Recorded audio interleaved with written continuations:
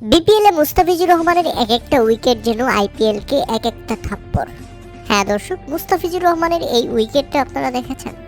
Inswing একটা delivery যেভাবে of স্টাম্পকে গিয়ে আঘাত করেছিল এবং সেই স্টাম্পটি চিটপটাং দিয়ে প্রায় 2 হাত দূরে গিয়ে পড়লো, যেটা একেবারে চোখের শান্তি।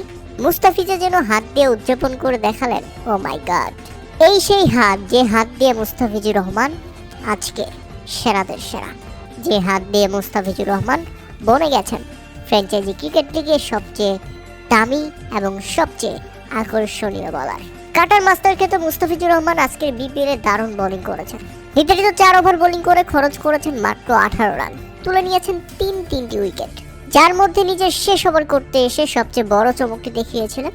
প্রথমে ফিরিয়ে দিয়েছেন জাকির আলী ইউনিককে, এরপর ফিরিয়ে দিয়েছেন, ভুল করে দিয়েছেন মেহেদী হাসান রানাকে।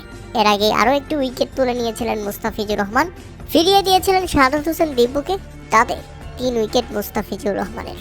আর মুস্তাফিজুরের এমন পারফরমেন্স দেখে এখন আফসোস করতে থাকবে কলকাতা নাইট রাইডার্স, কেননা এই এক মুস্তাফিজুরের পাশে দাঁড়িয়েছে পুরো বাংলাদেশ। যে মুস্তাফিজকে নিয়ে এখন লড়াই করছে বাংলাদেশ ভারতের সঙ্গে, এবং ভারতের কাছে কোনোভাবেই মাথা নিচু করবে না বাংলাদেশ। মুস্তাফিজুরের জন্যই আজ বাংলাদেশ মাথা উঁচু করে দাঁড়িয়েছে, টক্কর দিচ্ছে ভারতের মতো শক্তিশালী ক্রিকেট প্রতিপক্ষ।